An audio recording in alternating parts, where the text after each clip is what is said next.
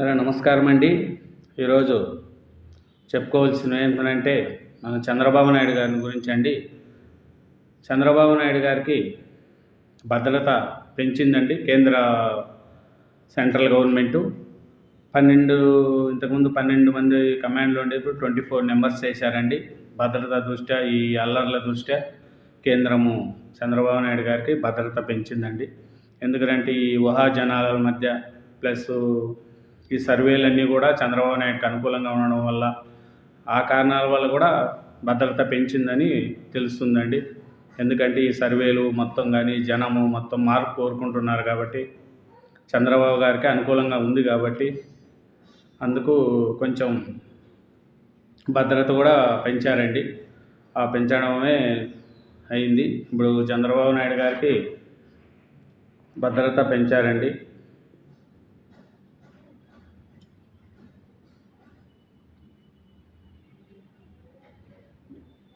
జిల్లాలు పెను సంచలనం కాబోతుందంటూ జగన్మోహన్ రెడ్డి ఐపాక్ టీమ్ కి సూచించాడు. టీడీపీ అధినేత చంద్రబాబుకు కేంద్రం భారీగా భద్రత పెంచింది. మొత్తం 24 మంది ఎస్పీజీ బ్లాక్ క్యాట్ కమాండర్లతో ఆయనకు రక్షణ కల్పించనున్నారు. జిల్లాలు పెను సంచలనం కాబోతుందంటూ జగన్మోహన్ రెడ్డి ఐపాక్ టీమ్ కి సూచించాడు. ఈ నేపథ్యంలోనే కేంద్ర ఈసీ కూడా ప్రభుత్వ ప్రధాన మార్జిన్ 10-15 సీట్ల తేడాతోనే ఇద్దరు వీటిలో ఎవరైనా వచ్చే అవకాశం ఉందన్నటువంటి సర్వే ఫలితాలు బయట అఫీషియల్ గా ఎవరు ఇంకా ఫలితాలు వెల్లడించొద్దని చెప్పినప్పటికీ కూడా చాలా మంది కొన్ని సూచనలు అయితే ఇప్పటికే ఆంధ్రప్రదేశ్ రాజకీయాల మీద బెట్టింగ్లు కాస్తున్నారు.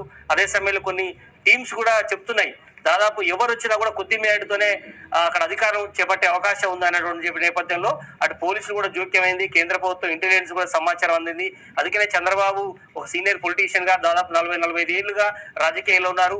ఆంధ్రప్రదేశ్ లో ఉమ్మడి రాష్ట్రంలో ఉన్నప్పుడు ముఖ్యమంత్రిగా పనిచేశాడు. ఇప్పుడు ఆంధ్రప్రదేశ్ విభజన తర్వాత కూడా 2014 నుంచి అక్కడ ఉన్నటువంటి సందర్భం నేపథ్యంలో ఆయన అది ఎందుకంటే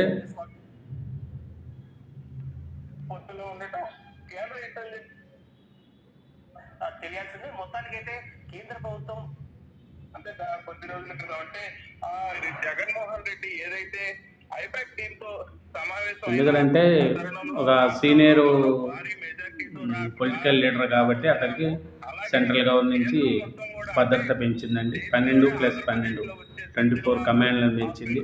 అతనికి భద్రత ముఖ్యంగా ఉంటే, అది కాక సర్వేలు కూడా అతనికి అనుకూలంగా ఉన్నాయి కాబట్టి నెక్స్ట్ రాబోయేది అతనే అని సెంట్రల్ గవర్నమెంట్కి కూడా తెలిసి ఉంటుంది కదా ఎవరు ఎలా అని. దాని ప్రకారం కూడా పెంచి ఉండొచ్చు అని అనుకుంటున్నారండి.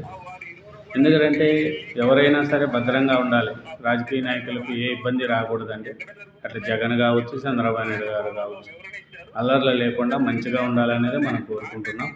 ఎందుకంటే మనకు ఎవరు వచ్చినా డెవలప్మెంట్ చేయాలి, డెవలప్మెంట్ చేయలేదనుకో మనకు ఇబ్బంది అవుతుంది. కాబట్టి ప్రతి ఒక్కరూ మన డెవలప్ చేసుకోవాలి.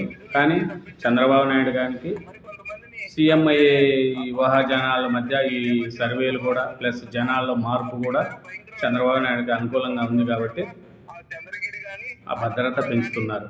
పూర్తి స్థాయిలో కృష్ణా జిల్లాలో కొంతమేర ఆ గొడవలు జరిగినాయి. అలాగే శ్రీకాకుళం ఈస్ట్ వెస్ట్ లో కూడా ఆ కొంతమేర గొడవలు జరిగిన రాష్ట్ర వ్యాప్తంగా జరుగుతున్న ఆ గొడవల్ని దృష్టిలో పెట్టుకొని, అది కూడా ఎన్నికలకు ముందు చంద్రబాబు నాయుడికి కొంత భద్రత పెంచారు. ఎన్నికల క్యాంపెయిన్ లో తిరుగుతున్న ఆ క్రమంలో ఓ ప్రాంతంలో చంద్రబాబు నాయుడు మీదకి రాళ్లదాడి జరిగింది. రాళ్లదాడి జరిగిన నేపథ్యంలోనే ఆయనకి కొంతమేర ఎస్పీజీ భద్రత పెంచారు.